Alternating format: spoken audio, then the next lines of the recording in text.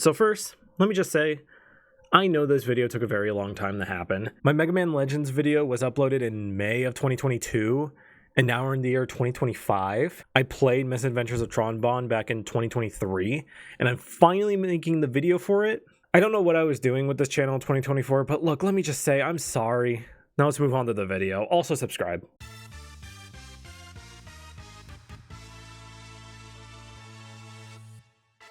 In my Mega Man Legends video, some people might have noticed, or not care to have noticed, that I didn't even talk about Tron at all.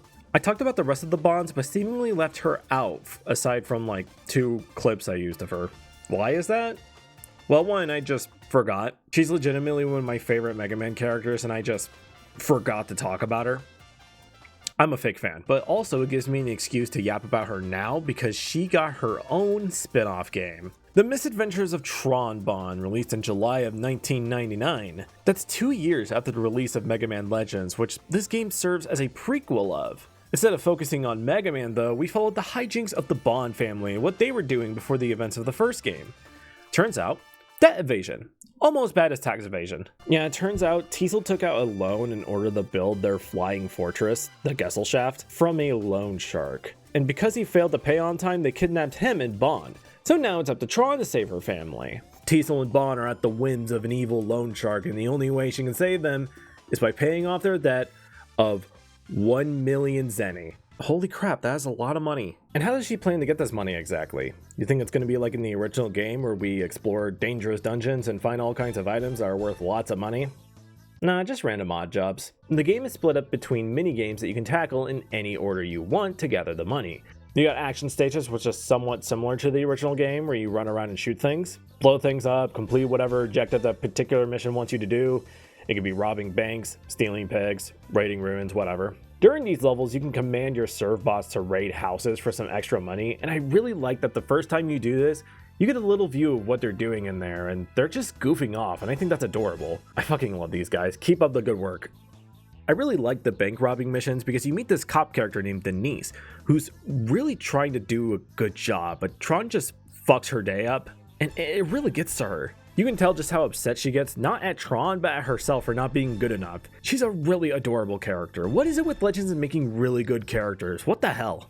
Then there are the puzzle minigames, which are the bane of my existence. The idea is that there are a set number of colored crates you have to take back to your ship, but you only pick up and move the crates a certain amount of times. And while you're holding a crate, you can only move it so far depending on the crate. There's also a bonus crate that isn't required but yields bonus money if you do get it. I spent most of my time in these minigames not because it was the easiest to grind money or because there's a lot of them. It's because it took so long to figure out the solution for some of them. They twisted my brain with these things, dude. I was seriously losing it. Later on, you get other puzzle minigames with conveyor belts, and I thought it would simplify the process, but no, it just confused me even more. I do like these levels, they fucked me up, dude. Finally, there are the RPG levels, which are dig-out sites where you play as a tiny drone telling 3 little Servbots what to do. There are traps all over the place, but despite that, you can find other diggers here trying to find treasure. There really isn't much to say about these levels. Your Servbots can get hurt as many times as they want.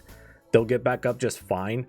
You just have to make sure you're not taking damage, otherwise you have to start over. At some point, it just becomes a maze trying to figure out what to do next because you run into locked doors, find keys, bust down some holes to access new parts of the mines, and then at the end you fight a boss. Whoop-de-doo-dah, moving along. There apparently is a 4th bonus mission called Casino, which I never got to because once you make enough money, that's it. The game moves on to Tron trying to pay off the loan, but oh no, the loan shark doesn't keep his word and demands more money. So now you gotta collect 2 million more zenny. No, that's not total, that's an additional 2 million on top of the 1 million you already paid. After this, more of the levels open up, so it's not like you're redoing everything you've already done. You get new things to do, which is cool. Besides, the missions aren't the only thing you can do in the game. While you're on the ship, you have 40 Servbots at your command, each with their own personalities, stats, and abilities. You can tell a handful of them to go scout out some areas for some extra items, which is nice. You can talk to some of them on the ship, which some are just for flavor text, but others are actually looking for specific items.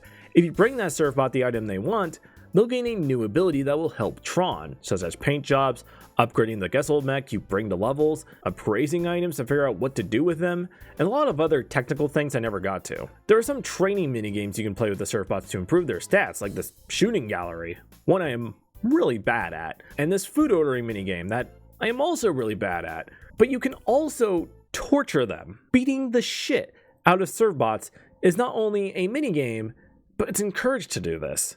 Each Servbot has a sloth stat, which tells you how lazy they're getting.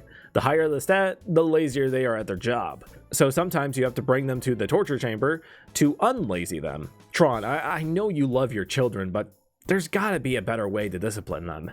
But aside from all of this, there isn't much else you can do with them. You can give one of them a red cap. It's just to indicate that that one is your favorite Servbot, and it does increase their ability stats, so that's cool. But working with the Servbots in between levels is honestly my favorite part of the game. They're all so cute and they all really do have their own little personalities and quirks.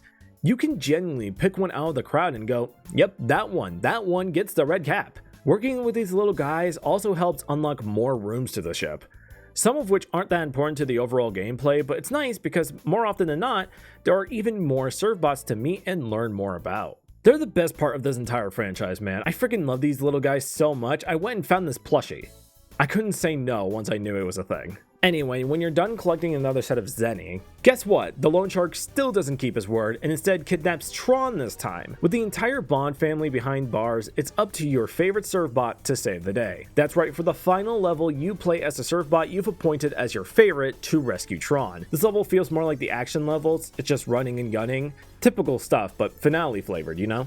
Once you rescue Tron, you take back control of her and find this thing called the Colossus, a giant robot thing that the loan shark, I guess I never said his name is Loath. He's planning to use this giant robot to take over the world or something. I don't know, I kind of forgot. And then his right-hand man, Glide, comes down, and it's a duel between your mech versus his mech and his weird bird bot things. They're just trying to make an evil version of the Servbots, and I don't like them.